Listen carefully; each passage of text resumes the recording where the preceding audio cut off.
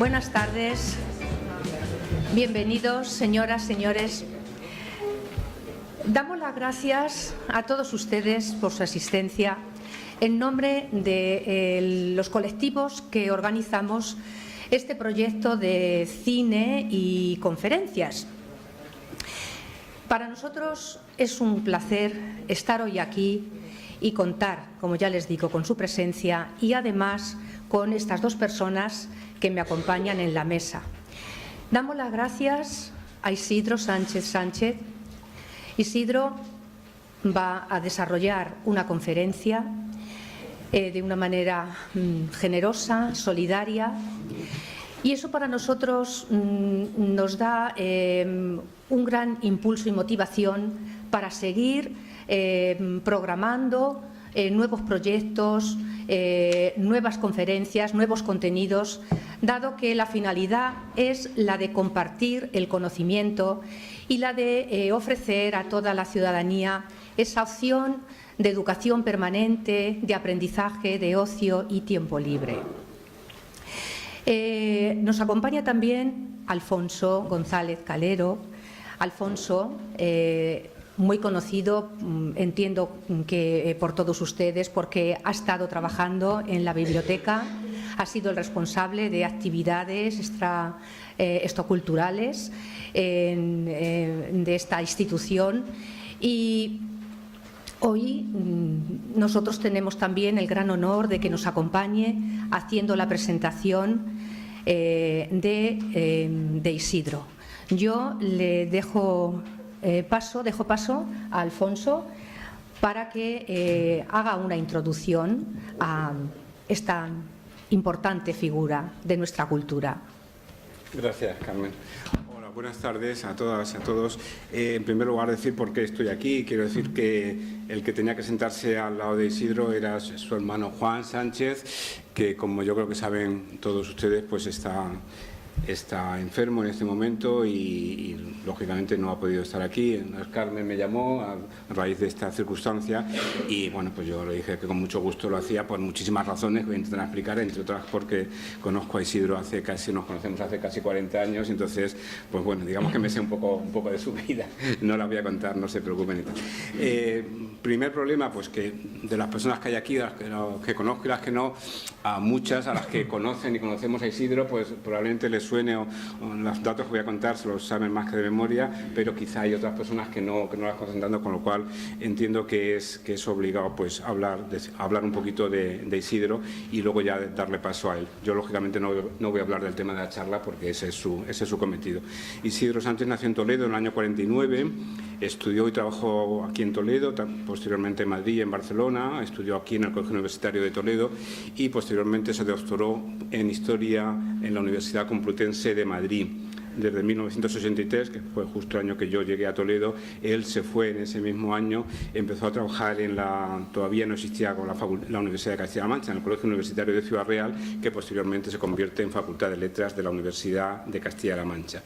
Isidro ha escrito mucho y sobre muchos temas y muchas cosas voy a decir de manera muy telegráfica, porque entiendo que el tiempo es para él, sobre qué. Ha escrito un montón de libros, artículos sobre un tema central, que es del que nos va a hablar hoy, sobre historia de la prensa. Ha publicado 6 libros que yo recuerde, sobre Toledo en el año 83, sobre Albacete en el 85, sobre Ciudad Real y Talavera, 2 libros distintos en el 90, sobre la prensa en Castilla-La Mancha en su conjunto en el 91 y sobre Cuenca, la prensa en Cuenca en colaboración con Ángel Luis López Villaverde en el 98 y sobre la prensa en la provincia de Guadalajara en colaboración con Rafael Villena en el 2008. Quiero decir que ha abarcado las 5 provincias de Castilla-La Mancha y también un trabajo monográfico sobre la región, sobre la historia de la prensa. Podemos decir que es el gran especialista en historia de la prensa en nuestra región, sin ninguna duda. No solamente lo es, sino que ha promovido que mucha gente después de él siga estudiando este tipo de temas más en detalle, en aspectos más parciales.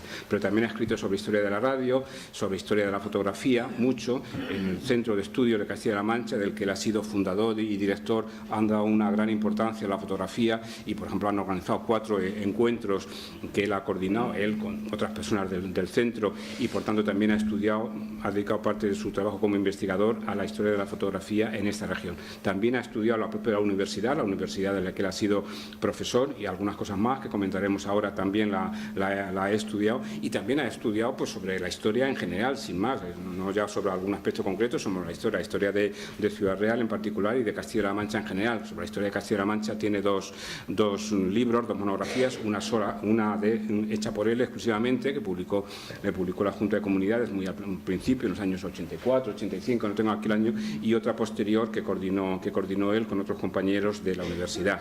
También ha escrito sobre movimiento obrero, sobre movimientos sociales, sobre sociabilidad, etcétera, etcétera, etcétera.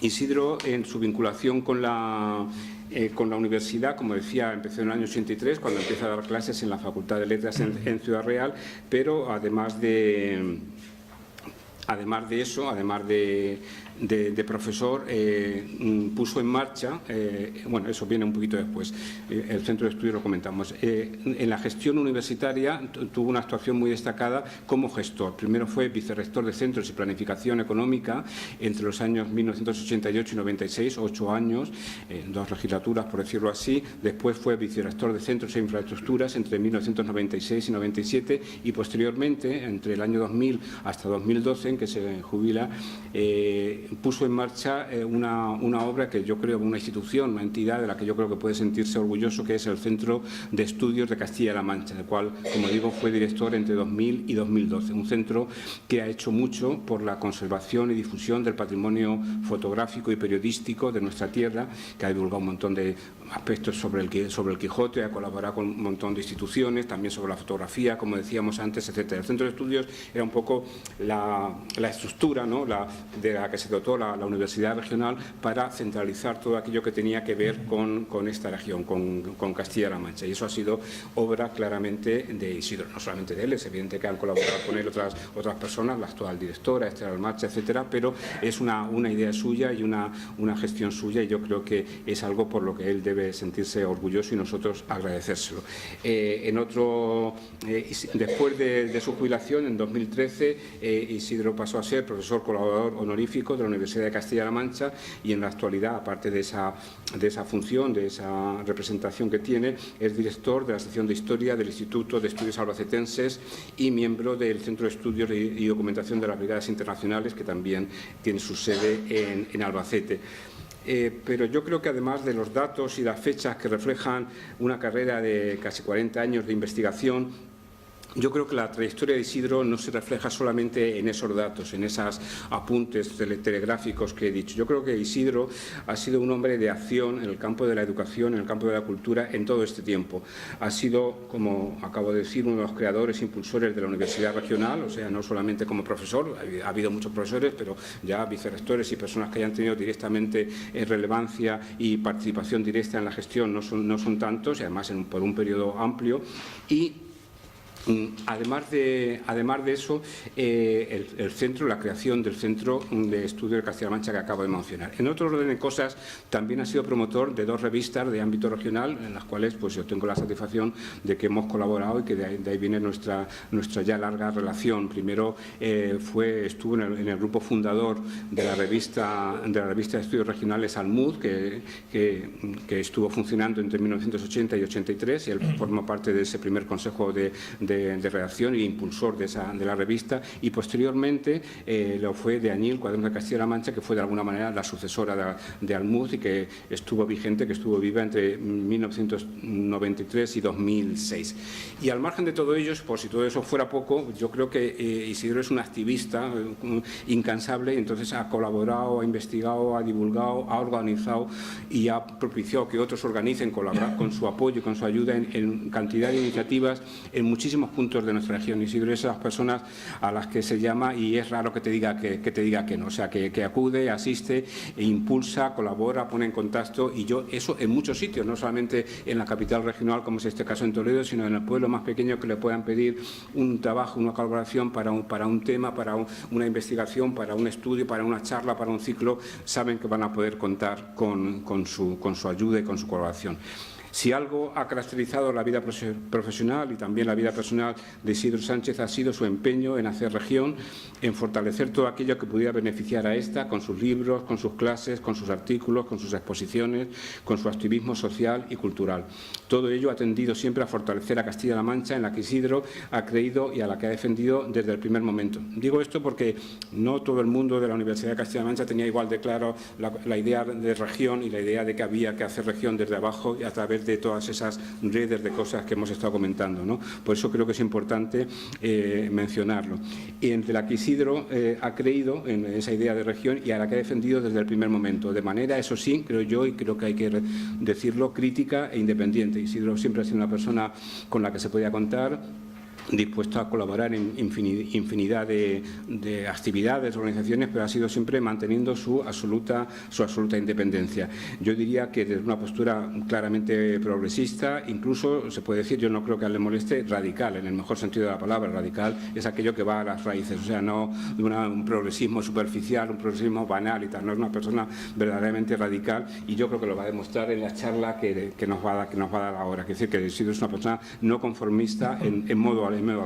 Isidro, ya termino, ha sido uno de los forjadores de esta región en lo cultural, en lo académico, en lo social, y por todo eso para mí ha sido una suerte haberlo conocido y poderlo considerar como uno de mis mejores amigos. Y nada más, ya les dejo con él. Muchas gracias. Alfonso, muchas gracias.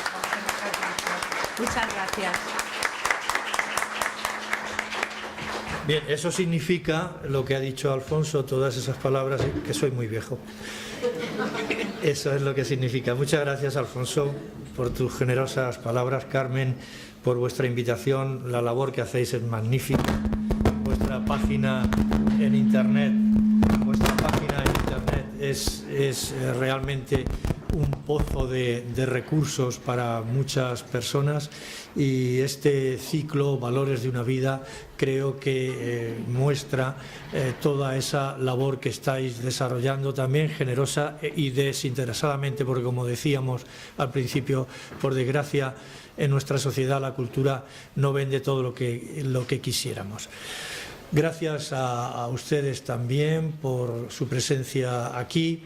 Además de todo lo que ha dicho Alfonso, yo trabajé durante una serie de años en la Compañía Telefónica Nacional de España, desde muy jovencito, entonces empezamos a trabajar a los 15, 16 años, y aquí hay unos compañeros de la Compañía Telefónica que me han emocionado. Y por otras cosas también. En 5 partes. Primero haré una introducción, lo podemos considerar también como unas premisas que expliquen qué es lo que quiero desarrollar después y cómo quiero desarrollarlo. Después hablaré del primer periodo que voy a considerar, censura, uniformidad y adhesiones inquebrantables, 1939-1975.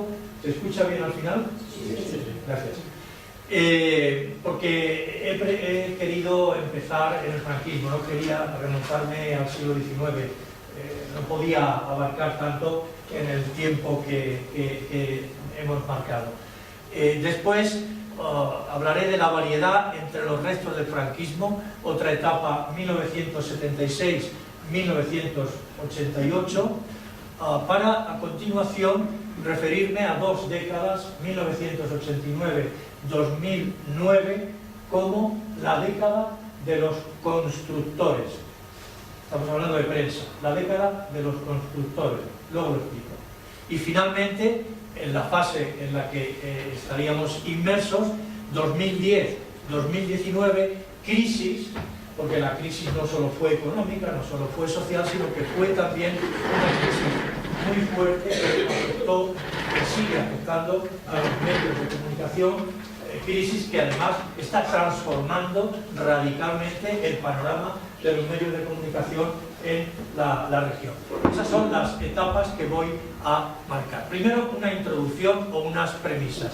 Hace una semana, creo, se proyectó la película Capote. Entonces, para los que no conozcan o conozcáis el ciclo Valores de una vida, ahí se produce la proyección de una película, llevan todo el curso haciéndolo, y luego hay una conferencia relacionada con la temática de la película. En este caso, la película fue Capote, ahora veremos de qué año es, y tuvieron el acierto de contar conmigo. No, lo digo en broma.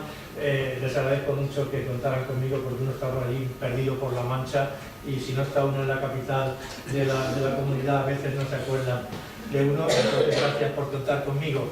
Truman Capote, que vivió, como ven, entre 1924 y 1984. Ahora amplío un poquito esta cuestión. Por tanto, en el título tengo que hablar, aunque sea un poco, de Truman Capote y de su novela más importante, A Sangre Fría. Comentábamos antes de la conferencia, antes del inicio del acto, que suele considerarse a Truman Capote como un pionero en la novela de no ficción. La novela de no ficción significa que un hecho real da pie para hacer una novela. No es de ficción, como la mayoría de las novelas. Pero, con todos los respetos a todos los que sostienen esa teoría, no es cierta. Creo, seguro que habrá otro precedente, seguro, pero el que puede considerarse precedente es el de Rodolfo Jorge Walsh, un periodista argentino, no voy a engañar a nadie, montonero, que en 1957 escribió una novela de no ficción. Luego fue anterior a Truman Capote, que su novela A Sangre Fría es de 1966, ahora lo veremos. Pero de él es la frase que da pie al título de mi intervención. ¿El periodismo es libre o es una farsa? 1927, 1977, 50 años. ¿Por qué 50 años? Porque fue asesinado. Su novela, no se ve bien, esa mejor, son distintas ediciones, tiene muchas ediciones, sobre todo en Argentina, pero no solo, es de 1957, se llama Operación Masacre. Una operación masacre, una masacre del ejército que él utiliza, del ejército argentino, que él utiliza para hacer su novela Operación Masacre, 1957. Claro, eso hizo que en 1977, no sé qué dictaduras ya, lo detuvieron, lo aislaron directamente y no se contentaron con eso, sino que el cuerpo desapareció y es uno de los miles de desaparecidos que todavía hay en Argentina, esos que buscan las madres de mayo. Bien, pues él es realmente el pionero de la novela no ficción, porque es una novela, pero está basada en un hecho real, una masacre del ejército de Argentina. Lo que pasa es que no vive en Estados Unidos y lo que vende y lo que se divulga es lo de Estados Unidos. Y se considera Truman Capote, creo que indebidamente, pionero de ese género cuando, perdón por los de literatura, etcétera, pero yo creo que el pionero es Walsh. Aquí tenemos otra, además que si ven, utiliza el cuadro de Goya para sus ediciones. Repito, él muere en el año 77, desaparecido. Pero Truman Capote es el que da pie a esta intervención mía. Esa es la primera edición de 1966 de su más famosa novela, A Sangre Fría, la versión, claro, de Estados Unidos. 66, quédense con eso, porque ahora voy a hablar de la película. Entonces, hay también muchas ediciones de A Sangre Fría. Realmente es un libro con muchísimas ediciones. Ahí hay otra en inglés, ahí hay otra ya en castellano, y aquí tienen otra de anagrama en castellano. Hay muchísimas ediciones de A Sangre Fría, o bien en inglés, o bien en castellano, o en otros idiomas. Pero la novela es del 66. Claro, los norteamericanos, Hollywood, enseguida coge un tema y dice, esta novela, que está basada en un hecho real, como el otro día imagino que vieron en la película, el asesinato de toda una familia, dice, pues aquí hay tema para una película. Y entonces, en el año 67, Richard Rock hace la primera película, en el año 67, la primera película, A Sangre Fría. Porque está basada en una novela, pero con un año de diferencia.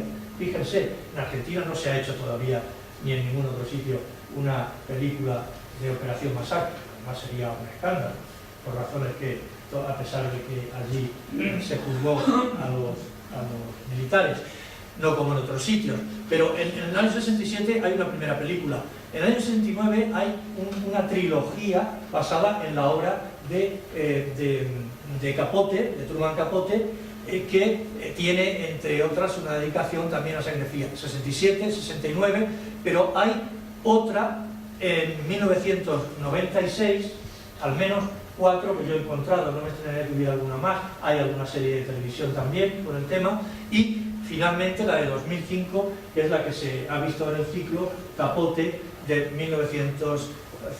2005, que a veces se encuentra en otros países como Truman Capote directamente. Premisas. ¿Qué es el periodismo? Pues claro, cuando estamos hablando del periodismo hay que relacionarlo inevitablemente con el poder. Esta mañana en una entrevista en la radio yo les decía que el periodismo era el cuarto poder, sumar a los 3 poderes que salen de la Revolución Francesa. ¿Por qué? Porque una de sus misiones, como decía este periodista del Washington Post, Martin Baron, es el periodismo es pedir cuentas al poder. Tenemos que plantearnos, ¿hoy el periodismo pide cuentas al poder? Tenemos que planteárnoslo. Digo que no, pero bueno, avancemos. Esa es una de las misiones del periodismo, claro, pedir cuentas al poder, no adular al poder, y me refiero tanto al poder político como al poder económico, no solo al poder político. Tiene que pedir cuentas al poder. Esa es la misión del periodismo en el siglo XIX, y hoy debía ser también esa misión. Luego está la mentira en la prensa. Hoy se habla de las fake news, de las mentiras, de las falsedades.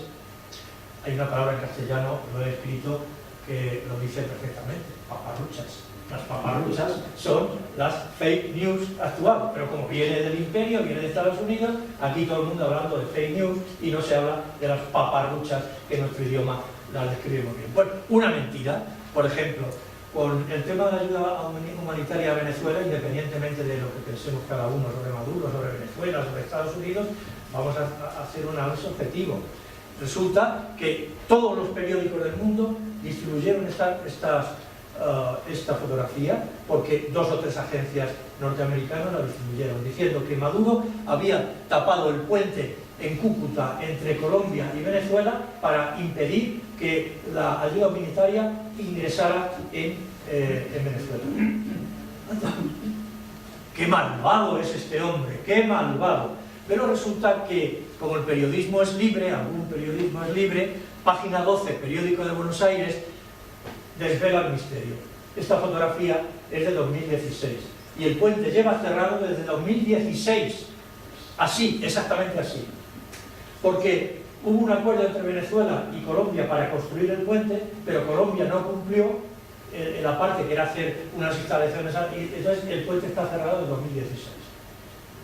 Menos mal, pero claro, es un periódico, Página 12, que se distribuye en unos ámbitos muy reducidos y no contrarresta para nada lo que ha salido en todos los medios de comunicación diciendo que el otro es muy malo, ya sabemos que será muy malo, muy bueno, etc. Las mentiras en la prensa.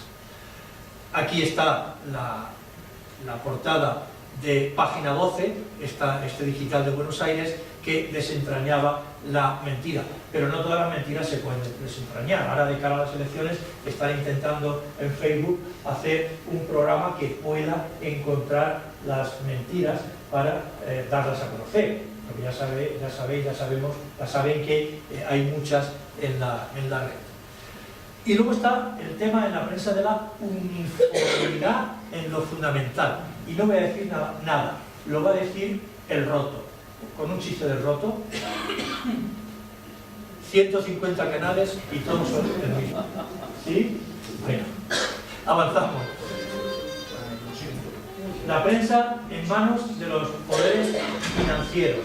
Esta es otra, claro. La prensa tiene que ser libre, pero la prensa tiene que tener medios económicos para usar esa libertad. Como no los tiene, dependen fundamentalmente de quién, de la banca, de los fondos buitre. También. Entonces, un ejemplo. Café Anger fue una revista catalana que en Cataluña hay de todo también, no solo lados amarillos e independentistas, hay una sociedad muy crítica y lo decía, la prensa está en manos de los bancos, la Caixa controla La Vanguardia, el Santander, El País, el ABC, por medios directos o indirectos, es igual. Y El País últimamente, además del banco tal, pues el Santander, pues está también el fondo buitre de Estados Unidos, etcétera, etcétera. Claro, lógicamente no pueden ser libres, porque en nuestro idioma hay un refrán: ningún tonto o nadie tira el canto en su propio tejado.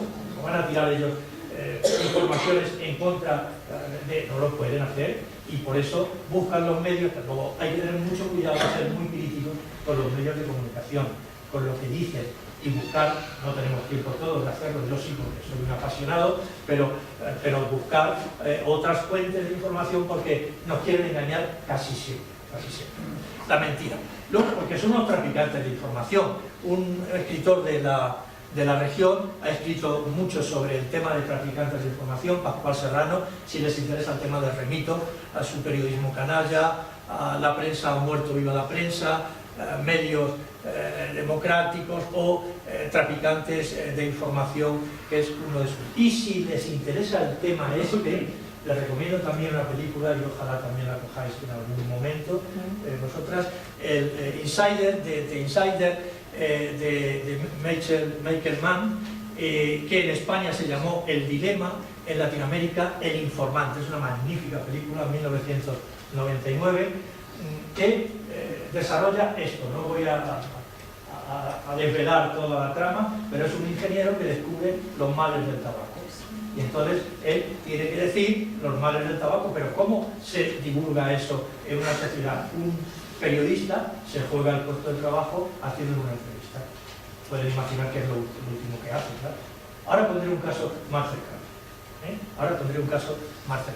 Y luego está el tema, no de las falsedades, sino de los silencios mediáticos, porque también es una forma de falsedad no tratar determinados temas. Hay, desde 1975 en Estados Unidos, que van por delante en muchas cosas, hay una Universidad de California que trata este tema con un anuario en el que se recogen los silencios que la prensa ha tenido durante ese año. Aquí en España no tenemos una cosa similar, la tenemos, pero en Cataluña, y solo se circunscribe al ámbito catalán, solo. Entonces, el anuario Mediacat pues presenta, por ejemplo, la edición de 2015, empezó en 10, tiene 8 ediciones. Este cuadro se ve muy oscuro, no sé por qué, pero les explico. Es la cantidad de dinero que se da a los medios de comunicación, porque no lo sabemos, lo ocultan. Con nuestro dinero, el dinero que dan a los medios de comunicación para publicidad o para otras cosas, no nos lo dicen, lo ocultan. Entonces tienen que hacer estos periodistas, que es un grupo de periodistas muy interesante, toda una serie de indagaciones para concluir lo que ya imaginábamos todos, que los que reciben más dinero son los partidarios, y los que reciben menos, allí El País recibe muy poco, y quien más recibe es La Vanguardia y el periódico y el ABUI, etc. Pero no son unos malos los catalanes, porque aquí ocurre lo contrario: quien más recibe es El País. Es decir, que debemos tratar de ser siempre ecuánimes. Allí son muy malos, aquí somos muy buenos. Vamos a ver si aquí somos tan buenos o tan malos como los catalanes. Si tuviéramos un medio, ahora pondré un cuadro de Castilla-La Mancha que mi amigo Alfonso conocerá seguramente. Bien, entramos en el franquismo hasta las 7, perdón, hasta las 8. Bien.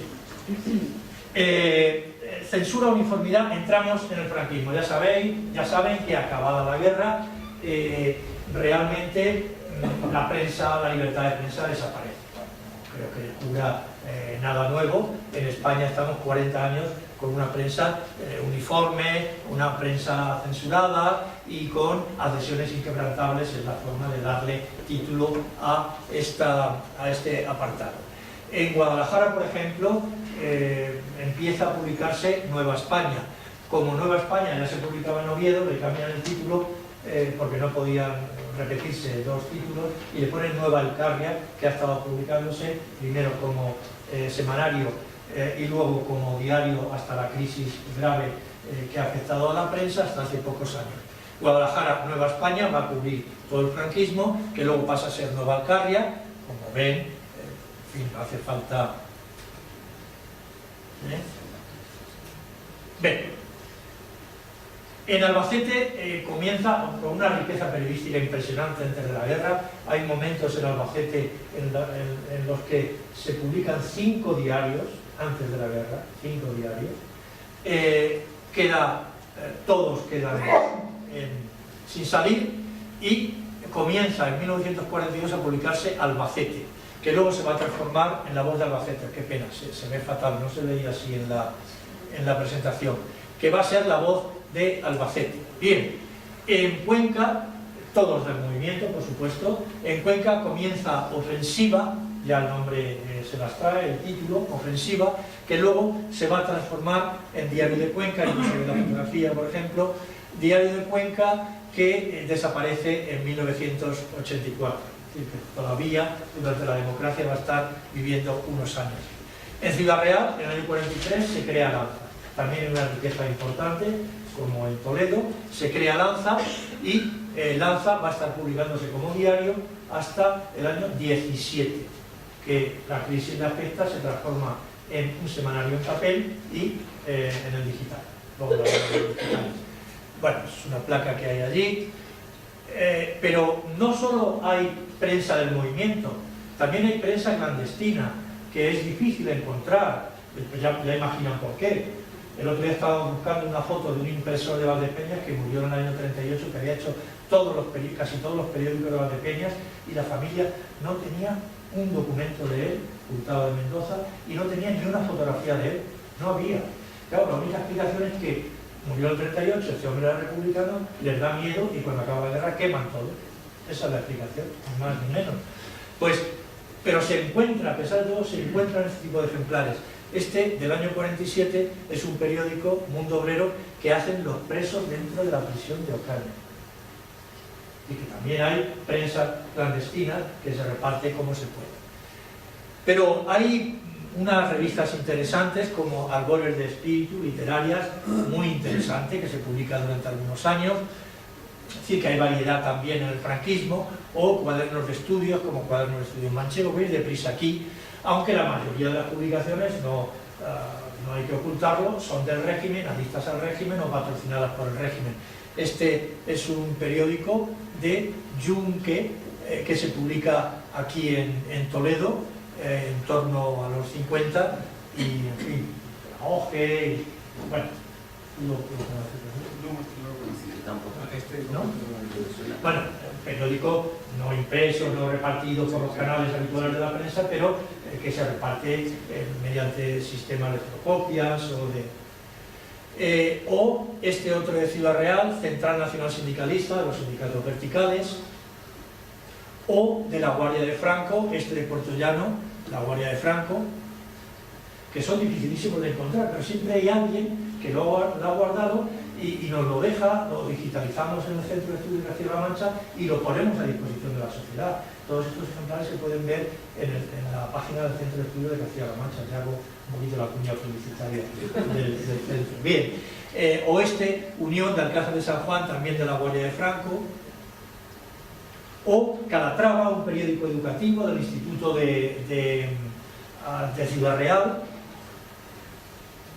o una magnífica revista literaria y de estudios, La Mancha, que puso en marcha en Daimiel nuestro gran escritor Francisco García Pavón, que publicó 5 o 6 números, porque ya sabemos que la cultura tiene pocos apoyos, no interesa. Y al final del franquismo ya van saliendo algunos periódicos hechos por periodistas, bueno, del régimen, pero aperturistas, como Albacete, la crónica de Albacete, no se ve ni siquiera la cabecera, que está editándose desde 1972 a 2012, que se transforma durante un periodo en Crónica de Castilla-La Mancha. Crónica de Albacete va a ser Crónica de Castilla-La Mancha, es una realización de Demetrio Gutiérrez Alarcón, un magnífico periodista que muere en el año 16, en 2016.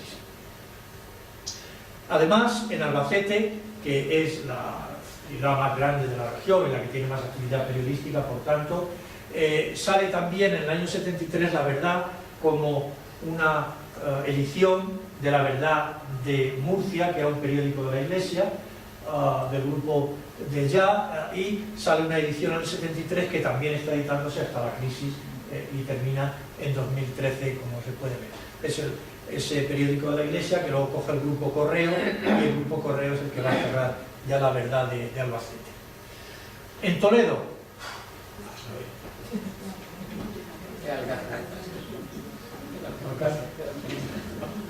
el Alcázar se comienza a editar, como saben, en este edificio con un sistema aciclostil. Está editándose durante todos los días del asedio, y cuando termina la guerra pasa a editarse en Madrid, y lo que hacen es ser un periódico más nacional, con un cuadernillo que recordarán los mayores, de 4, 6, 8 páginas, depende, dedicado a la provincia de Toledo. Se embuchaba el cuadernillo en el Alcázar, en el periódico nacional, y aquí venía con ese embuchado a Toledo. Capilla Ardiente, etc. Bien, entonces terminamos el franquismo y comienza en el año 76 lo que yo llamo la variedad entre los restos del franquismo. Seguimos con el Alcázar, hasta el año 87 va a seguir publicándose. Cesa Antonio Izquierdo, una deuda, etcétera, y termina. En Ciudad Real sigue editándose Lanza, lo que pasa es que como es un periódico del movimiento, pero de la Diputación, al haber cambio político de la Diputación, empieza a cambiar lentamente y se publica en Democracia, como he dicho antes, hasta el año 17. Aquí tenemos algunos ejemplares. Publicaciones interesantes, pues en el comienzo de la transición en Cuenca se pone en marcha esta magnífica revista que pone en marcha un periodista de raza realmente, José Luis Muñoz, amigo nuestro, amigo de Alfonso y mío, que es una revista regional, aunque se publique en Cuenca, realmente es una revista regional que, dado los índices de lectura que tenemos de la región, los más bajos del país, pues no puede pervivir mucho, 3 o 4 años. Nosotros, lectura de periódicos, estamos en 20-21%, País Vasco, Navarra, que tienen los índices más altos, están en 76%. Pues así, no nos debemos enfadar, debemos reconocer un problema para intentar arreglarlo en todos los órdenes de la vida. Primero reconocer el problema, ahora si no nos gusta leer prensa, pues nada, no pasa nada. Pero con esos índices de lectura significa que tenemos muy difícil mantener periódicos porque los lectores potenciales son muy pocos. Entonces, en este periodo ya vamos a tener lo que luego se va a dar en la época de los constructores, y mis amigos de Telefónica van a conocer a este personaje, Miguel Sánchez Infantes Padilla. Yo he dicho que trabajé en Telefónica, Miguel Sánchez Infantes trabajaba también en Telefónica. Yo me dediqué al estudio, a la docencia, etcétera. Salí de Telefónica como Almodóvar. Almodóvar también trabajó en Telefónica antes de ser director de cine. Telefónica, bueno, es la broma relajante. Y Miguel Sánchez Infantes Padilla, que trabaja en Telefónica, se va a dedicar a la actividad inmobiliaria, vamos a decirlo así en general. Pero va a adelantar lo que luego va a ocurrir en la década de los 90 y en la primera década del siglo XXI. Y es que también va a intentar entrar en el mundo de la prensa y va a sacar 2 periódicos, va a facilitar la financiación para que 2 periódicos salgan de la mano de un periodista conocido también, Mariano Calvo, uno que se llama La Región Castellano-Manchega. Pero claro, en el año 81, hacer un periódico de la región castellano-manchega cuando había una conciencia regional pequeñísima, pues era una decisión destinada al fracaso, como así fue, bajo nivel de lectura.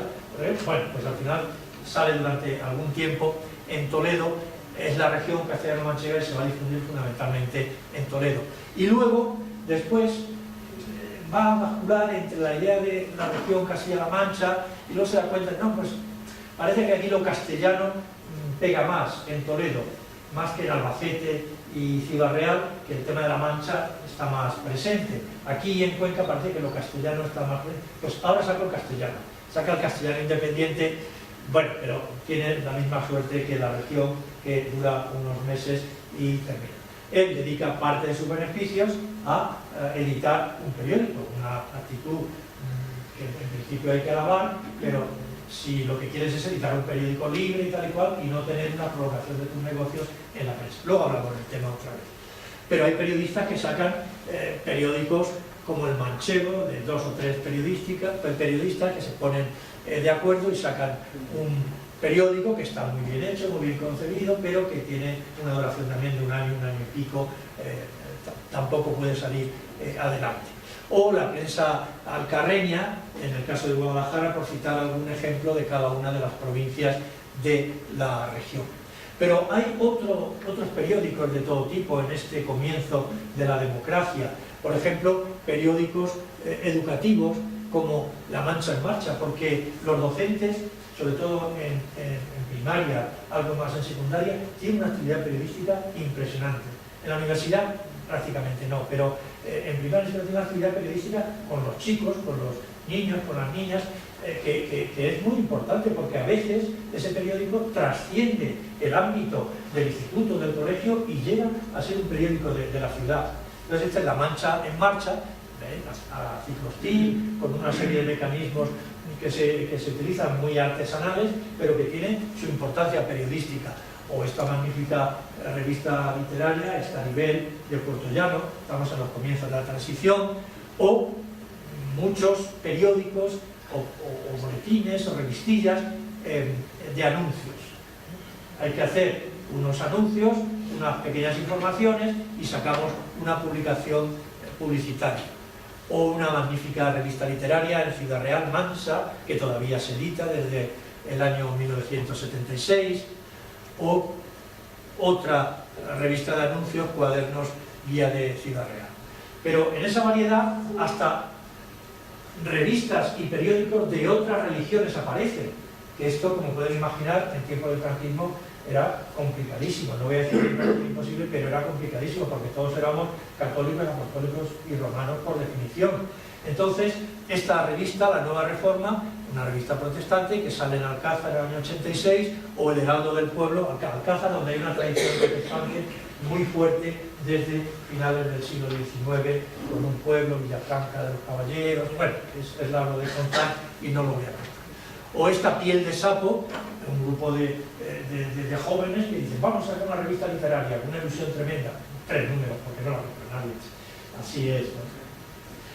O Montesinos, cuando hay el respaldo de una institución como esta de la Diputación de Ciudad Real, también tiene esa ilusión, dura un poco más, pero en definitiva termina muriendo.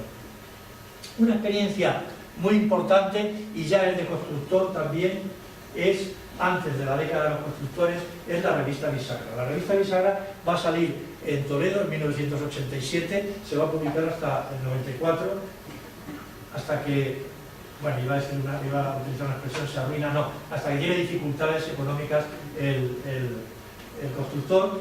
Y lo importante es que es una revista con mucha ilustración, con mucha fotografía ilustrada.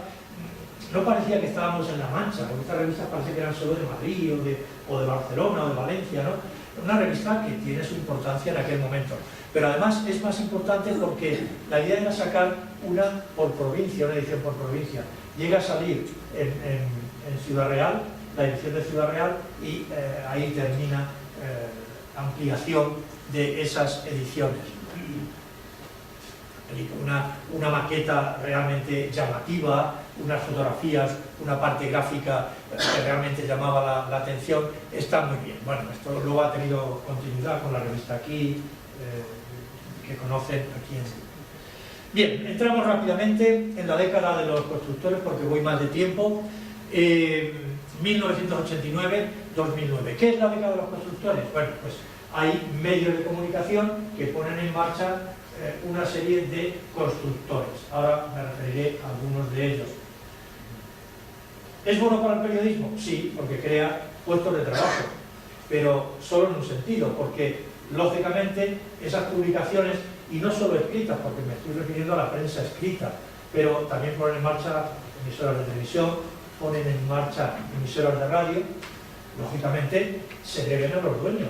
No debería ser así, pero es así. igual que el Banco Santander no quiere que le critique uno de sus periódicos, o el banco, cualquier banco, o el Santander, porque no tengo fijación con el Santander, ni con el Bankia, ni con CaixaBank, pero no quieren que le critiquen y hacen todo lo posible para que no les critiquen, y cuando alguno le critica, lo quita del medio. Ahora veremos un caso.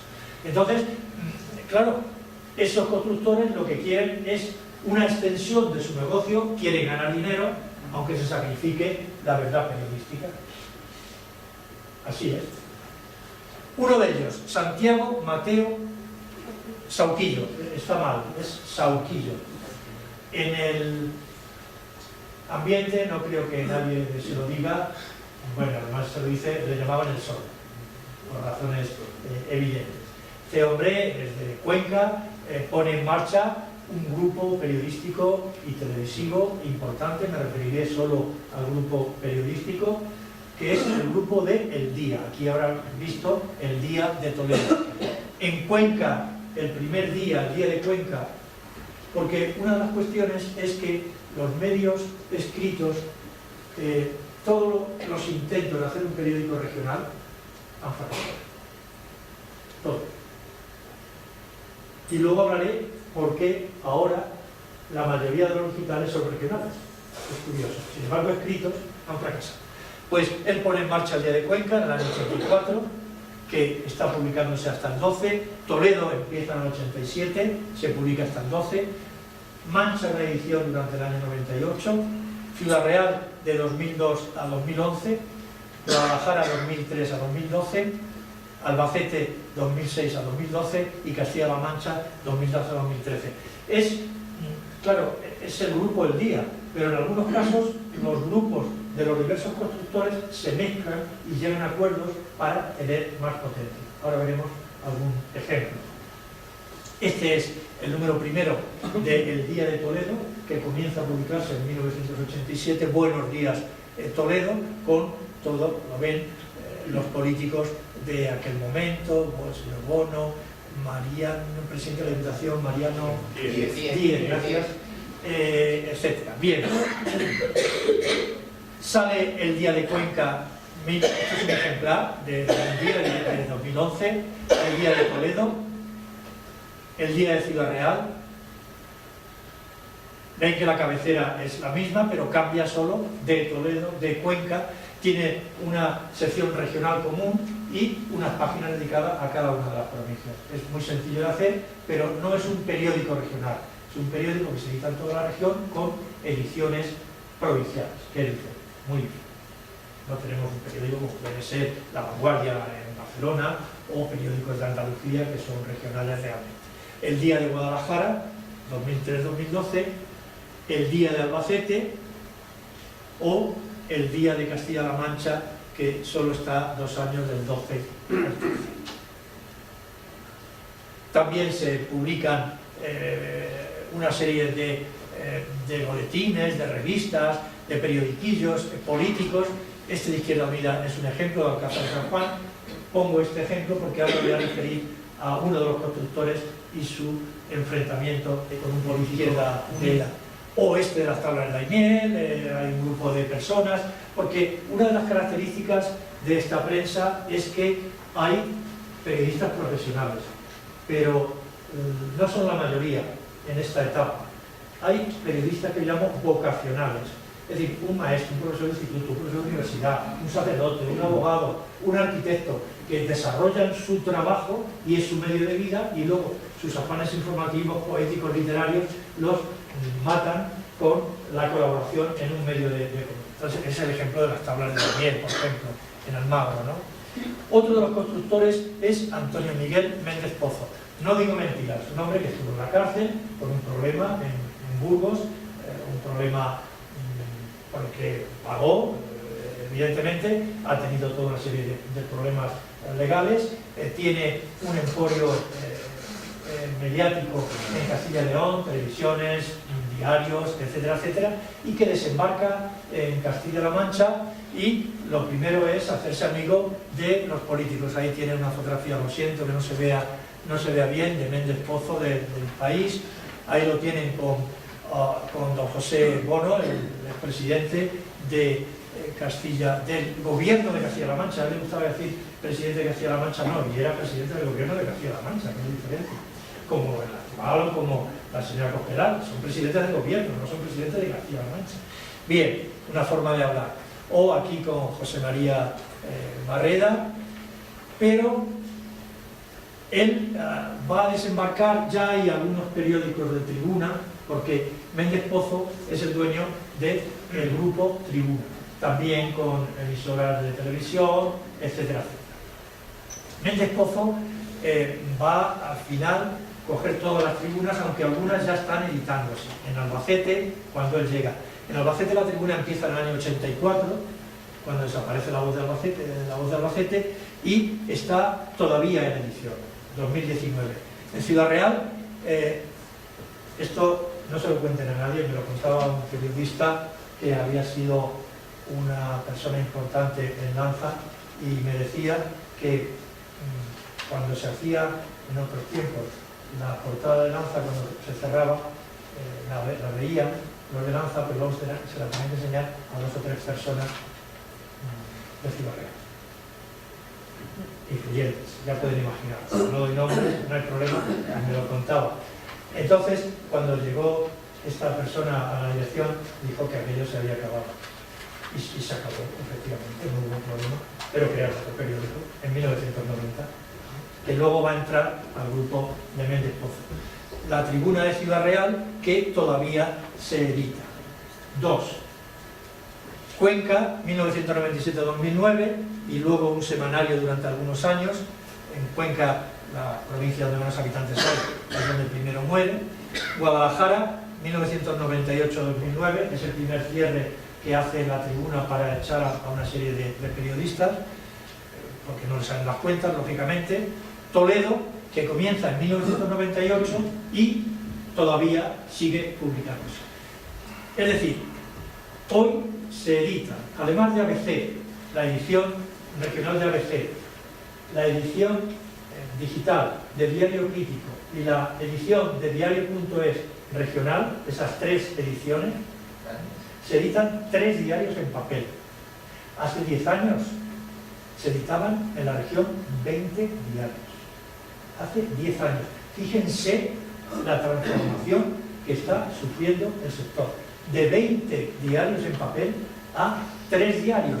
Porque Lanza, que era el 4.º diario, desapareció en el 18, en mayo del 18, del año pasado. Toledo, 98-19, y luego salieron ediciones incluso para Talavera, para Puertollano y para Valdepeñas. Hoy quedan solo esas 3 ediciones, la de Albacete, la de Ciudad Real y la de Toledo, del grupo de Méndez Pozo. Si van a Castilla y León, la televisión de Burgos, el diario de Burgos, en Segovia, allí tiene televisiones, es un emporio lo que tiene este señor, aparte de sus negocios en construcción. Aquel lío que hubo en Burgos con la ampliación hace 2 o 3 años de todo un barrio, de una avenida. Gamonal, gracias. Gamonal, ahí estaba Méndez. Ni bueno ni malo. Yo planteo los hechos y cada uno que los interprete como quiera. No piensen que yo, bueno, yo tengo mi idea, mi opinión, pero yo no quiero influir en nadie tampoco, cada uno que la desarrolle como crea conveniente. Bien, aquí tiene la Tribuna de Ciudad Real, el primer número. La Tribuna de Albacete, la Tribuna de Ciudad Real, la Tribuna de Cuenca, la Tribuna de Guadalajara, la Tribuna de Toledo. Números de diferentes momentos. Grupo mediático importante. Aquí tienen a Miguel Méndez Pozo y parte de su grupo, porque ya saben que además de los grupos directos se pone al hermano, al primo, se ponen testaferros, todo este sistema, ¿no?, que es de ingeniería financiera y que es así. Este es el grupo Empresia en la que él aparece pero luego hay testaferros por todos. Estos son datos que se pueden consultar y que lo que no se puede consultar no lo sabemos, pero lo que pueden consultar ahí está. Este es el cuadro que les decía. Méndez Pozo, ¿a quién favorecía durante la época del gobierno de Cospedal? Y estos son los silencios mediáticos. ¿Cuánto dinero dedican los políticos de las diputaciones, de los ayuntamientos, de las juntas, de los gobiernos regionales a prensa? Dificilísimo saber. dificilísimo. Esto fue por una filtración que se hizo la Fundación para la Promoción de Castilla-La Mancha y que se recogió en un informe, el informe 215 de 2015, los medios de comunicación en Castilla-La Mancha, editado en 16, en la Facultad de Periodismo de Cuenca, que ya afortunadamente tenemos Facultad de Periodismo. Y entonces, ¿a quién se le dio más dinero para apoyar pues, al grupo de empresas de Méndez Pozo Promecal, de Castilla y León? La Tribuna, Televisión Castilla y León, da 5 millones de euros. Para que se hagan una idea, no lo voy a repetir todo, luego la Televisión Popular, etcétera, ABC, Cadena COPE, Onda Cero, a la cadena SER, 300.000 euros. ¿Vale? Sí. Comparar, ya está. El Digital de Castilla-La Mancha, Periodista Digital, Ecos, esta revista que salía aquí en Toledo, que también se transformó en un digital. Bueno, pero es igual porque lo daba a copiar, pero es que de lo que hace Bono o de lo que hace Paje ahora no lo sabemos, porque son silencios mediáticos y tenía que estar claro. Mire usted, si usted utiliza mi dinero para los medios de comunicación, yo quiero saber a dónde va el último céntimo de euro en este caso, de lo que se le da a los medios. Debería conocerse. Alfonso me está mirando, me digo, Alfonso, sí, pero soy un utópico y estoy pidiendo imposible, ya lo sé. Pero por lo menos está pidiendo algo muy razonable. Claro. Bien, vale. Totalmente. Pero muy difícil. Muy difícil. De acuerdo, entonces Lanza, que empieza en el 43, el Diario 16 es un intento de hacer un periódico regional, como una edición del Diario 16, Diario 16 de Castilla-La Mancha, Angelino, un periodista magnífico de raza que también tuvo problemas por querer sacar un medio con cierta independencia. Angelino Serrano, Alejandro, eso es. Diario 16 de Castilla-La Mancha. El periódico era una magnífica realización, un periódico local en Tomelloso que empezó en 1992 y se cerró en el verano del 18, no ha podido resistir tampoco la crisis, a pesar de que tenía un buen número de suscriptores y tenía mucha publicidad, pero los bancos, me decía Isidro, me decía el director, los bancos me cobran.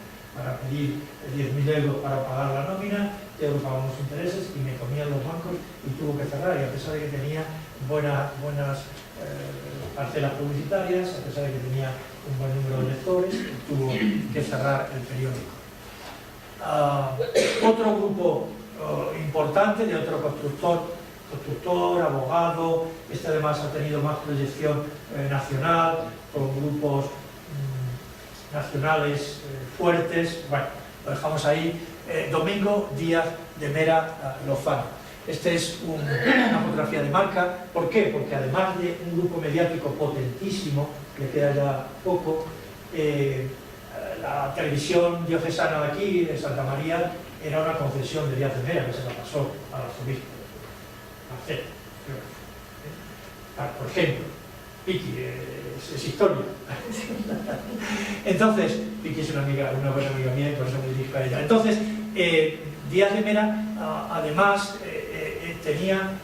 era el presidente de un equipo de balonmano que dio triunfos en Ciudad Real, bueno, que realmente revolucionó a la ciudad. El balonmano Ciudad Real, que estaba en división de honor y ganaba todo, ganaba la Copa del Mundo, la Copa de Europa, a Sobal. Yo no entiendo mucho porque el deporte me gusta para practicarlo, no para verlo. Pero también tenía, luego ya vino la crisis y se lo pasó al Atlético de Madrid, por eso es la fotografía de marca. Servía para hablar, bueno, pueden imaginar también de Empresia su árbol de empresas, que es impresionante, y aunque no se ve bien, las emisoras de la SER en parte eran de Prisa, pero las 5 emisoras de la región, o las 6 o las 7, eran de él. Las Noticias, que es un intento también de crear un periódico regional, que después de unos 2 años también fracasó.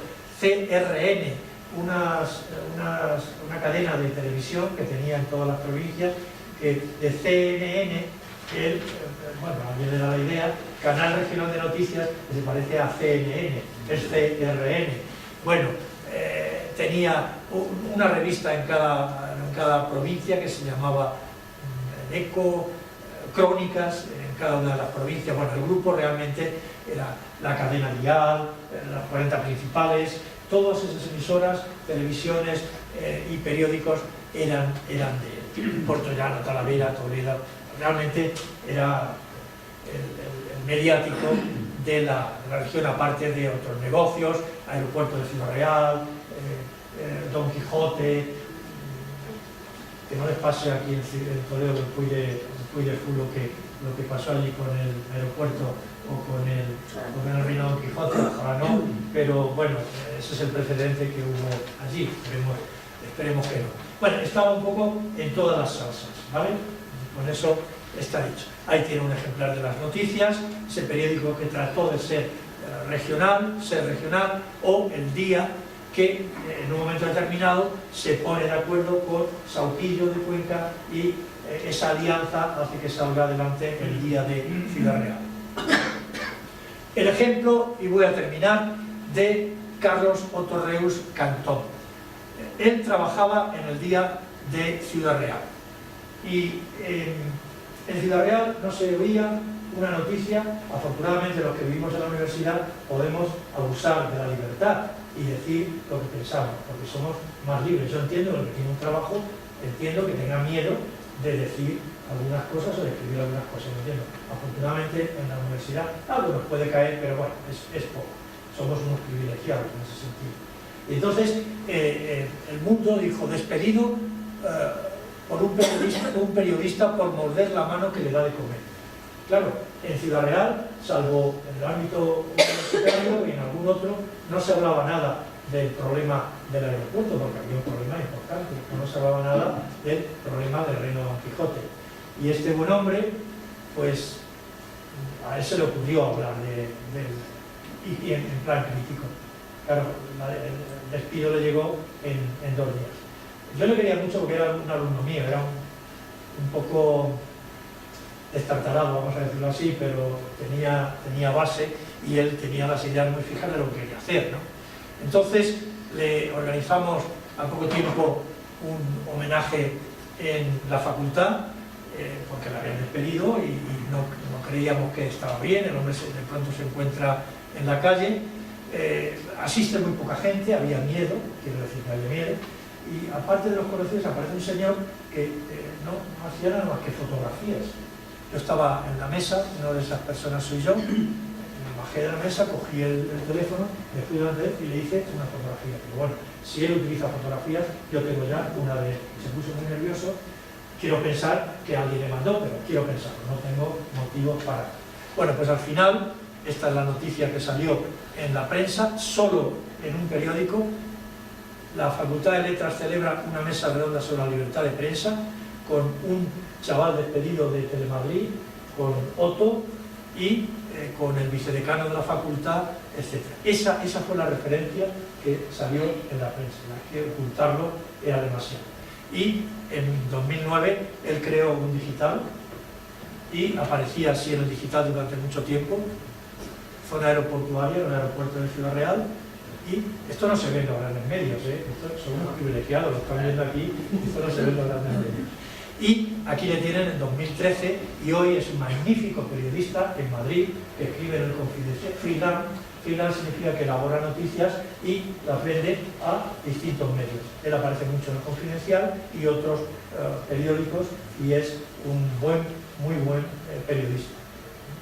De vez en cuando recuerda aquella fase del 2008 que ese segundo había empezado a trabajar 2 años antes y de pronto me despiden por hacer un artículo sobre el aeropuerto que todos comentábamos en el bar, pero la prensa no sabía. ¿Por qué no sabía la prensa? ¿Saben por qué? Sí. Bueno, otro, y ahora sí termino, otro constructor, Francisco Hernando Contreras, una fotografía de ABC del año 2016. Más conocido, no le conocerán, exactamente, el Pocero. Antes ponía una publicación de Izquierda Unida porque ahí tuvo un enfrentamiento tremendo con el alcalde de Seseña, ya saben las dificultades que ha tenido toda esa urbanización, que no tenía casi de nada aparte de pisos, y todavía queremos un acceso a la autovía, queremos, pero claro, se hacen los pisos sin nada más. Entonces, eso les llevó, esta era la revista, fíjense, La Voz de Castilla-La Mancha y Madrid Sur, que luego se transforma en La Voz, y ojo, que llegó a tirar 200.000 ejemplares. 200.000 llegó a tirar La Voz. Entonces, aquí aparece la denuncia que hace el vocero Francisco Hernando al alcalde de Seseña y a un grupo de concejales. Aquí está el fallo del juzgado de lo penal número 1 de Toledo, en el que dan la razón a Francisco Hernando, al vocero, que sí señor, le han calumniado, porque en un artículo le llamaban el mago del ladrillo. Entonces él entendió que esa era una calumnia y bueno, les pedía no sé cuántos años de cárcel, no sé cuánto dinero, etcétera, etcétera. Entonces el juzgado de lo penal les dio la razón, se han condenado. Afortunadamente hubo recurso, muchas personas pusieron dinero para que se pudiera hacer un recurso, como ahora Puigdefú, y el fallo de la audiencia provincial dio la razón a Fuentes, que así se llamaba, Manuel Fuentes, que se llamaba alcalde de los concejales. Es decir, que le quitó la razón al vocero y la cosa quedó. El mago del ladrillo no calumnió al vocero, decía la revista Aquí, antes hablaba de ella, el mago del ladrillo no calumnió al vocero. El mago del ladrillo.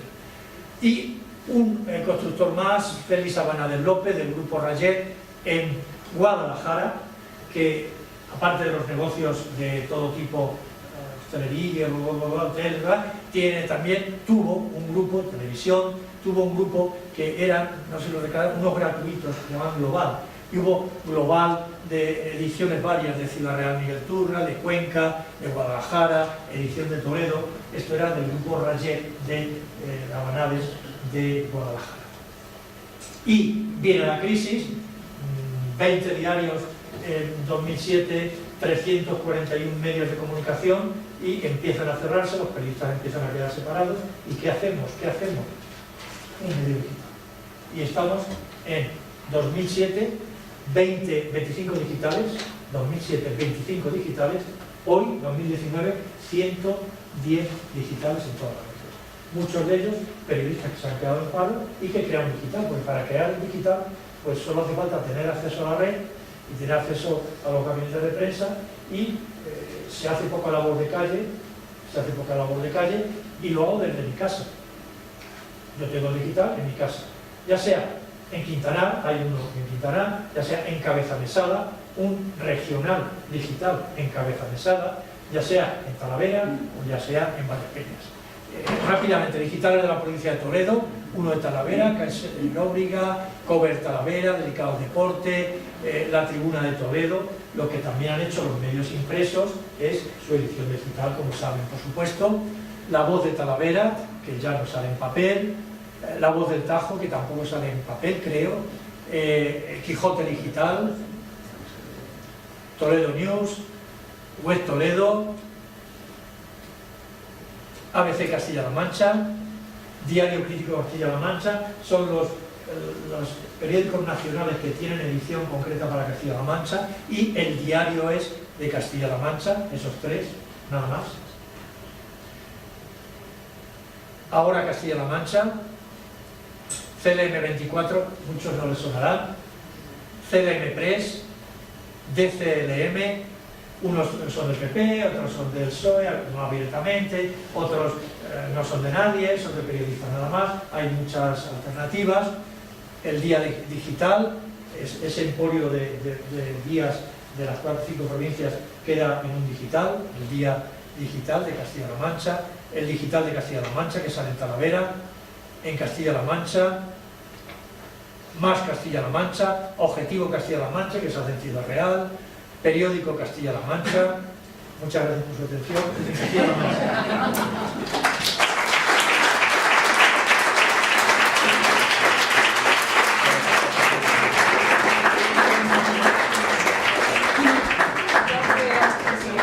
Vamos a hacer ahora un turno de reflexiones, un intercambio de pareceres, ya que tenemos el placer de tenerlo aquí, que se nos abren muchos interrogantes, o sea, con toda la información que nos ha dado. Así que empezamos con un turno de intervenciones.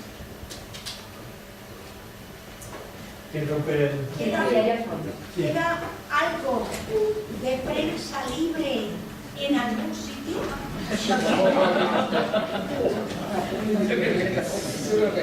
A mí no me gusta hablar de mí, nunca, pero en este caso voy a hablar de yo creo que debe existir la prensa libre y yo estoy apoyando económicamente ahora a dos medios que entiendo que tienen, no son libres, porque no lo son, pero tienen más libertad que otros.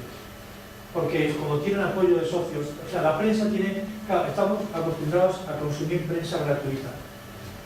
Entonces, si un medio no tiene publicidad y no tiene socios detrás, no tiene lectores que paguen por el periódico, pues difícilmente puede ser libre. Y yo personalmente estoy apoyando económicamente, con alguna bronca que me echa mi compañera que tanto me aguanta, mi Lola, estoy apoyando al diario.es y a Público. Yo, independientemente de cuestiones ideológicas. Al diario.es y a Público. También podría ser el más, ¿cómo se llama? Más información. Sí, hay otro que también, claro, es que si no tienes dinero no puedes hacer un medio libre, pero efectivamente no existe realmente, es un poco descorazonador, pero yo pienso que no existe la prensa libre porque están todos los gabinetes de prensa que dan lógicamente las informaciones que les interesan. Está todo el poder económico que no quiere que se sepan determinadas cuestiones o que quiere que se sepan otras. Y entonces es descorazonador, pero hombre, fuera de España, aquí la prensa es uniforme, casi toda es conservadora, de centro derecha, pero sin decir que eso sea bueno ideológicamente, pero en Francia al menos hay una Migración, hay algún periódico de otro color. Le Monde es un poco lo que era antes el País, o lo que el País ahora en mano de los fondos buitre, pues lo siento, pero no he sido lector del País, pero últimamente no lo veo, porque yo creo que se debe a otras cosas, no a la información veraz. Pero Le Monde en Francia, en Italia pues también hay algún periódico, en Alemania, en otros sitios, en Gran Bretaña. Si aquí tuviéramos la suerte de tener el Guardian, pues al menos una prensa distinta tendríamos, pero aquí es muy monocolor, solo se libran en ese sentido, están un poquito más centro-izquierda, dicho así, poniendo lógica, el Público y el diario.es, pero tienen sus limitaciones, claro, no tienen papel, no tienen los medios que tienen La Razón, el País, La Vanguardia, El Mundo, que penetran mucho más en la sociedad, y no hablemos de la televisión, porque el consumo de prensa aquí es muy reducido. Antes hablaba de cifras de 21 frente a 75-76 de Navarra, del País Vasco, Cataluña un poco menos, Madrid un poco menos. Sin embargo, tenemos el consumo de televisión mayor de todas las partes. Y la televisión es lo que es. ¿Programas culturales en televisión? Pocos. Sí, ¿cómo se financia el de guardias? Si no es... Con la publicidad, fundamentalmente, con las ayudas del gobierno. No, pero también, claro, mediante la venta y mediante mediante suscriptores. Gracias, no me salía la palabra. Claro, tiene que ser así, si no... Digo, bueno, me ha salido la foto de Venezuela al sitio, bueno, ha salido en todos los sitios. Ha dicho usted es mentira. ¿Por qué es mentira según su opinión? No, según mi opinión no, era la opinión de página 12. Era mentira porque la foto es verdad, o sea, la foto existe, pero no es de ahora, es que es del año 2016, es lo que he dicho. ¿Entiendes? O sea que, claro, sacas esa fotografía y ha cerrado la frontera para que no te lo devuelvan a Italia. Hombre, llevaba 3 años cerrada, desde el año 2016, porque he dicho que hubo un acuerdo entre Colombia y Venezuela para construir el puente. Se construyó el puente, pero no se terminaron todas las infraestructuras y por eso está cerrado. y está cerrado con esos elementos para que no entre la gente, pero no ahora, para la ayuda humanitaria. Y luego, otra falsedad, los chavistas queman la ayuda humanitaria. Pero el New York Times resulta que saca hace 2 días un vídeo que muestra el New York Times, no un periódico de Venezuela. El New York Times saca un vídeo que muestra cómo uno de los que querían introducir la ayuda humanitaria en Venezuela, por error o porque lo hace intencionadamente, eso ya no se puede saber, es el que quema la ayuda humanitaria con un cóctel molotov. Y resulta que lo ha sacado el New York Times. Esa es la labor de la prensa. Esa es la labor de la prensa. No apoyar a ningún poder.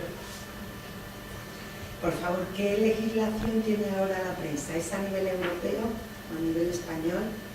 La ley de transparencia, por ejemplo, todo eso. Es que luego no se pone realmente en... Vamos a ver, la legislación es similar a otros países de Europa. Yo creo que la clave está en la financiación de los medios. La legislación es similar. Hay libertad de prensa, claramente hay libertad de prensa. El control viene por otra parte, no por la legislación, pero hay libertad de prensa aquí como en Gran Bretaña, en Francia, en Italia, etc. Ese no es el problema. El problema viene por la financiación, por las ayudas que se le da a la prensa, bien al papel o bien a publicidad institucional. El control viene por ahí, que no es exclusivo de España tampoco, no pensemos que es exclusivo de España, porque en Estados Unidos hay más silencios mediáticos que en España. Estados Unidos, este anuario de esta Universidad de California saca los silencios mediáticos, esas informaciones de las que nadie sabe nada. Como en Ciudad Real con el aeropuerto, un problema que afectaba a toda la ciudad y que todo el mundo estaba interesado, la prensa no sacaba nada de Ciudad Real. Nada. Los ecologistas son muy malos porque han recurrido a Europa, no sé qué, pero nada más, no hubo... No. Cuando ganaron los ecologistas, porque perdieron en Ciudad Real, perdieron en Castilla-La Mancha, perdieron en España y ganaron en Europa el recurso. Eso suele ocurrir mucho también en España, que aquí se pierden todo y luego lo ganan en Europa, en un tribunal. En cualquier caso, la legislación hoy, democracia es similar, claro, el Franco no, el 19, etcétera, pero hoy la legislación es equiparable a otras legislaciones. Sí.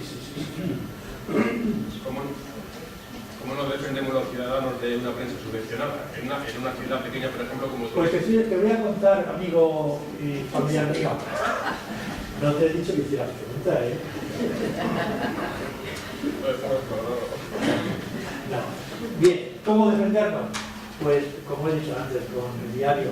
En Estados Unidos, que hay cosas malas y hay cosas muy buenas, están poniendo en marcha proyectos financiados por las personas, donde hay muchas personas que se reúnen por una cantidad y crean un medio de comunicación en el ámbito local, de momento. Crean un medio de comunicación, crean una sociedad, pagan a 2 o 3 periodistas y sacan ese medio de comunicación. Estamos hablando de gente con posibilidades económicas, de abogados, de médicos, no sé, gente que tenga algo de dinero. Eso tiene un nombre que no recuerdo ahora y en Estados Unidos están saliendo ese tipo de medios. Es la forma de defendernos, porque siempre que dependamos de la empresa, del banco, etcétera, pero es que es su lógica. Nadie, como decía el mundo, despedido un periodista por morder la mano que le da de comer. Es que es normal, si yo soy empresario y tengo una empresa de hacer mazapán, por ejemplo, y un día se me va la mano y saco el mazapán malo, y entonces va un periodista, me tome todo y dice a todo el mundo que yo he sacado el mazapán malo, pues yo me voy a enfadar si ese medio es mío. Le digo, hombre, te despido. Digo, un ejemplo muy tonto, pero es así. Si lo trasladamos a bancos y lo trasladamos, oyen algunas se oyen, se la juegan algunos periodistas sobre las eléctricas, sobre las mayores reclamaciones están en las telefónicas y en las eléctricas, pero no se ven muchos artículos en algunos. La televisión pública debía hacer esa función.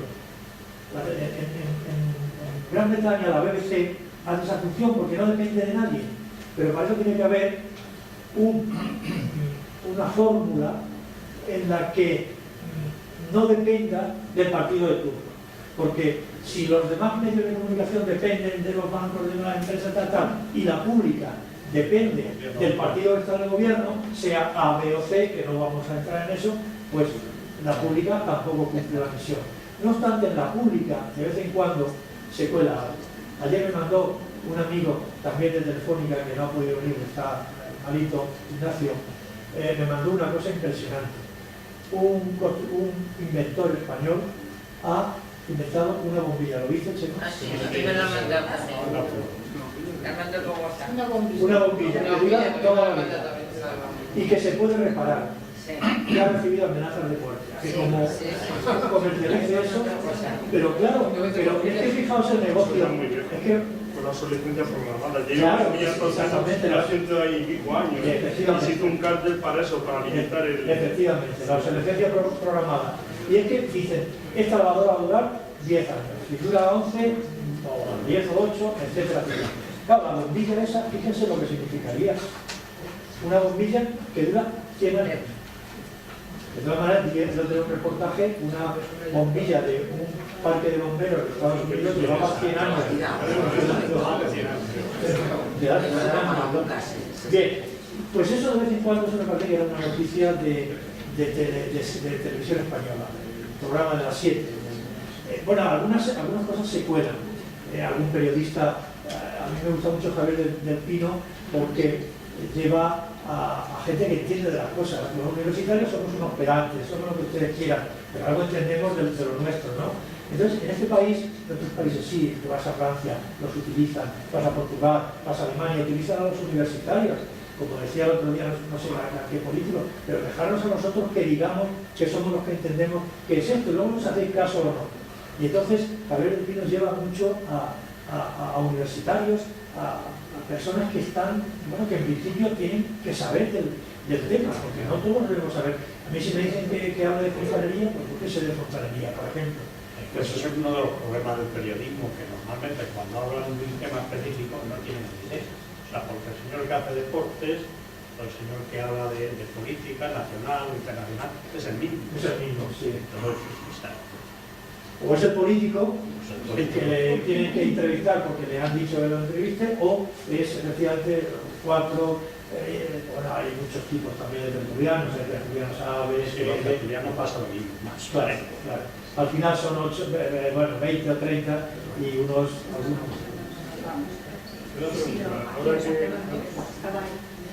Sí.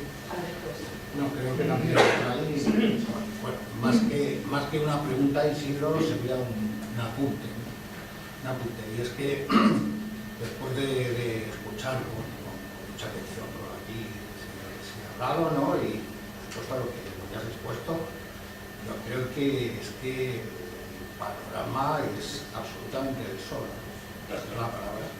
Y ojo, lo que nos estamos jugando es la democracia. No hay sistema democrático que sobreviva sin unos medios de comunicación, vamos a decir, mínimamente, ¿verdad?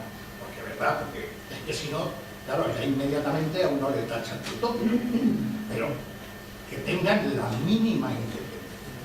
Y debemos de dejarnos, claro, ¿cómo abordamos esto? Bueno, pues poniendo en marcha las leyes. Es que tenemos una ley de transparencia que se la pasan por ahí. Esa ley de transparencia es que cuando ahí vemos 4 o 5 millones, así, uno encima de otro, y van pagas, no estoy pensando en ningún partido, estoy pensando en todos. Pero es que esto es un horror. Es que aquí ha sobrevolado la palabra miedo varias veces, tú la has pronunciado. Esto es terrible. Bueno, no digo más. Hombre, yo solo estoy de acuerdo con la reflexión, claro, es que es así y nos jugamos mucho. Es que no nos podemos ir de aquí escogiéndonos de hombros como si estuviéramos ante un fenómeno meteorológico, que es que una borrasca que viene del Atlántico no hay quien lo pare. Pero esto se puede parar, señores. Se puede parar si nos ponemos de acuerdo y denunciamos a quien hay que denunciar. No hagamos así solamente con la televisión. No me meto con usted. Que no me estoy metiendo con usted. Yo me metería con el el político que viniera aquí ahora y que diera la gana. No Isidro, que demasiado hace este señor, hombre, que pone su esfuerzo, su tiempo, etcétera, etcétera. No, estoy muy indignado. Es que yo ya tengo una idea. He vivido el tardofranquismo. ¿Y sabes, Isidro, que me ha parecido que estaba en 1973? Es que acabo de cumplir 65 años. Yo en el 73 tenía 19. Y me corrí algunos días la Gran Vía de arriba para abajo con los grises de fresa.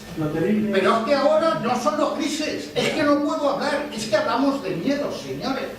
Pero qué democracia tenemos aquí. Pero quieren decir ustedes, para esto nos hemos movido durante tantos años algunos, para tener esta N.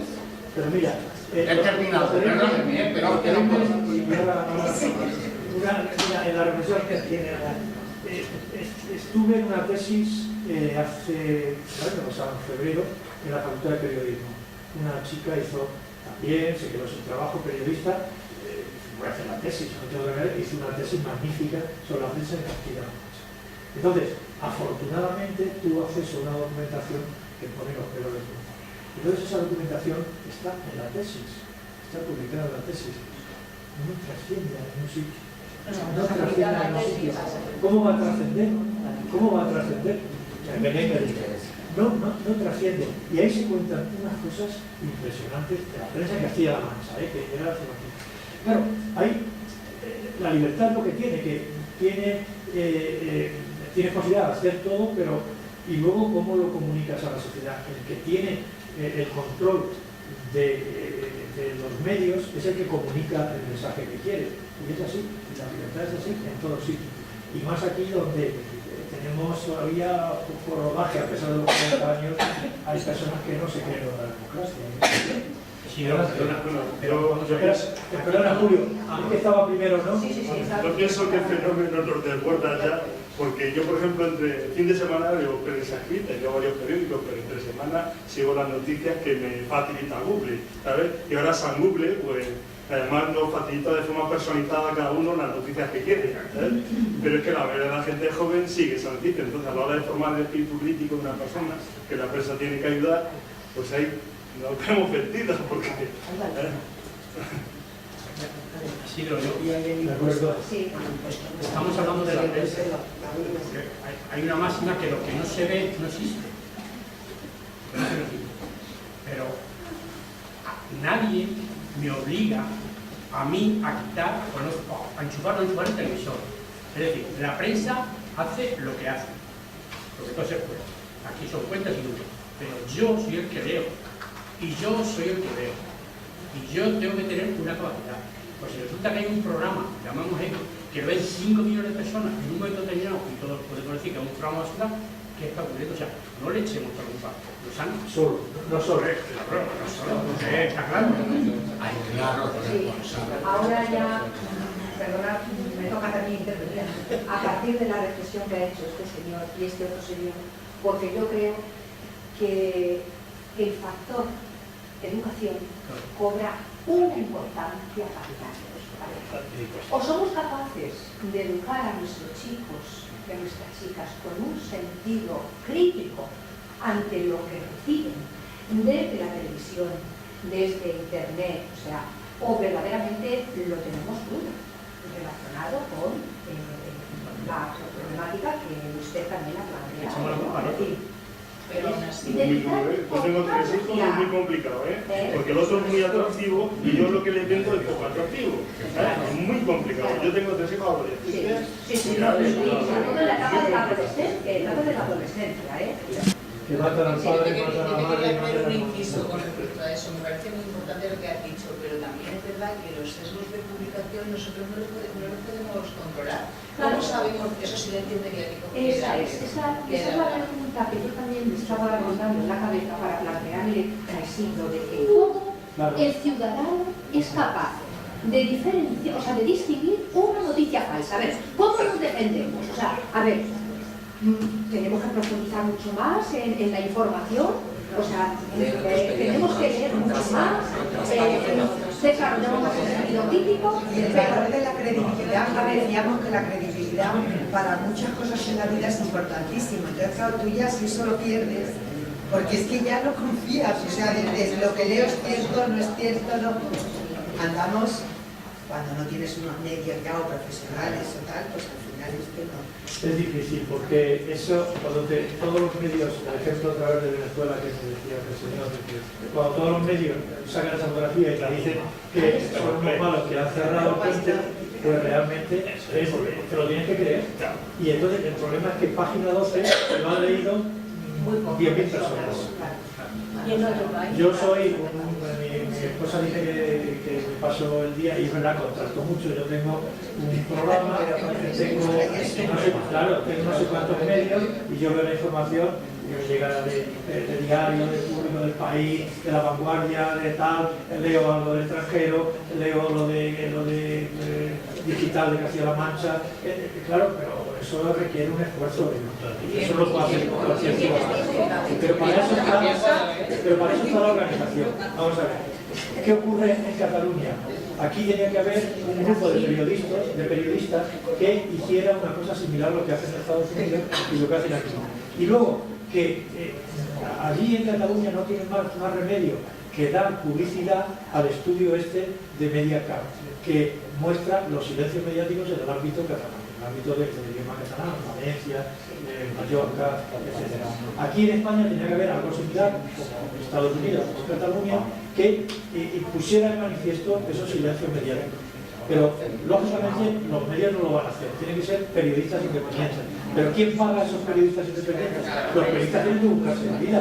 Y si este periodista no dice nada de Ciudad Real y dice algo y lo expuso al día siguiente, yo también entiendo que hay que ser valiente para llevar la contraria, porque está jugando un puesto de trabajo. Y no todos haríamos eso probablemente. Una sociedad democrática, entiendo que se mide también por el nivel de riesgo que tiene asumir un ciudadano cuando lo que dice es la verdad. O sea, no estamos en una democracia si yo, para decir lo que estoy pensando ahora, tengo que pensar que cuando salga y o mañana me incorpore a mi puesto de trabajo no pueda tener un problema. No estoy viviendo en un sistema democrático. Vamos a llamarlo de otra manera y no nos hagamos más caso. Decía que a través del IRPF se podía subvencionar estos periódicos libres, igual que las ONGs. Por ejemplo, o que cada uno destinara ese porcentaje a lo que quisiera. Yo lo quiero a un periódico, yo quiero a un pintor, aquí hay un pintor amigo mío, pues yo quiero subvencionar a ese pintor, que lleva sin meter un cuadro, lleva sin meter un cuadro, en otro caso, lleva sin meter un cuadro 2 años, pues yo quiero bueno, no lo sé, sería difícil probablemente para los acelerantes. Sí, yo le quería preguntar la opinión que tiene usted sobre el papel que pueden jugar las redes sociales en este contexto de desinformación, contrainformación. No, las redes sociales son una herramienta importantísima, pero estamos viendo que tiene una parte muy buena, que es capaz de colaborar en la espontaneidad y en la actualidad, pero estamos viendo también todos los problemas que estamos ahora padeciendo. Las redes sociales están colaborando mucho en la información, mucho.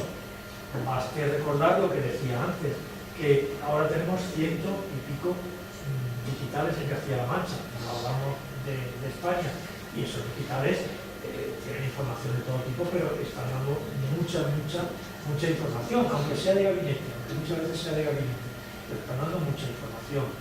Y claro, es una herramienta que hay que utilizar bien, como toda herramienta. A veces se utiliza mal, porque fake news, vale. Y los trolls, que están por todos sitios pagados, dando noticias falsas o atacando a determinadas personas. A mí me enfada, no me enfada mucho, suelo ser tranquilo, pero en una colaboración en un digital que tengo, me enfada mucho que se metan con mi persona. Usted critique lo que quiera, lo que he escrito. Sin hacer alusión claro, critique el mensaje, pero no al mensajero. No mande al mensajero. y por desgracia esto se utiliza mucho en las redes. Eso es malo. Pero claro, ¿qué hacemos? ¿Quitar el anonimato? Porque claro, se critica porque es anónimo. Se dicen unas barbaridades porque se amparan en el anonimato. Es anónimo relativamente. Si yo hago una denuncia, a ese señor tiene su dirección IP y van a... y le van a descubrir. Pero se amparan en el anonimato. Entonces, es una cuestión de cultura democrática, como tú decías antes, como usted decía antes. Claro, si yo realmente, aunque no piense eso, voy a rebatir lo que este señor está diciendo, está escribiendo. Mire, el lunes yo estaba en una manifestación de los jubilados, que también me pongo en la manifestación de los jubilados, el lunes, y me dijeron que impartiera una clase en la plaza por el tema del retiro obrero, que se cumplía en el día 11, 100 años del retiro obrero, 100 años.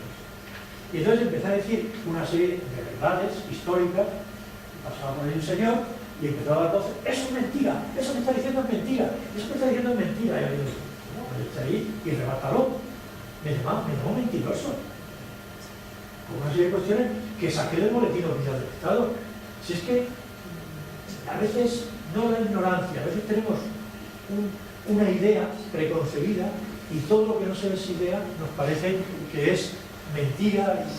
Entonces están ayudando mucho, las redes sociales, perdón, termino, están ayudando mucho, pero por otra parte también tienes un lado negativo que hay que intentar controlar. Claro. Decía que nos quedan 5 minutos, nos van a avisar, ya hay otra intervención por aquí.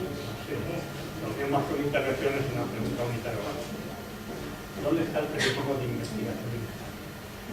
Porque es que tú ves los periódicos, son informaciones de agencias, son las informaciones que los políticos quieren dar, las ruedas de prensa que no son tales. Entonces, ¿de dónde viene la información? El periodista realmente va a la calle, investiga, averigua. Ahora mismo, público, diario.es son los que están haciendo periodismo de investigación, en la medida de lo posible. Diario.es fue el que sacó las tarjetas, la tarjeta Black. Público sacó todo el tema de la policía política y con una investigación detrás muy potente. El País era antes el que hacía ese periodismo de investigación, pero mi opinión personal es que obviamente no hace ese periodismo del País, ni por supuesto ABC, ni por supuesto. Lo que sí me parece, pero es otra cosa. Yo tengo acceso a una documentación y Lola es amiga mía y le paso esa documentación, como si la hubiera descubierto ella. Pero esa documentación quiero que Lola la utilice contra Eduardo, porque lo que busco es que a Eduardo le caiga un puro. Y yo le doy la documentación a ella porque sé que va a ir contra Eduardo, por ejemplo. Eso no es periodismo de investigación, eso es pasar documentación que alguien encuentra. Bueno, Carmen, a tus órdenes. Yo creo que se merece una cosa.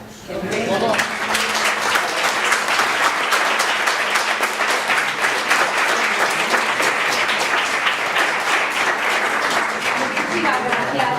Ha sido un placer, hemos aprendido, hemos disfrutado y seguro que el próximo curso te podrás llamar.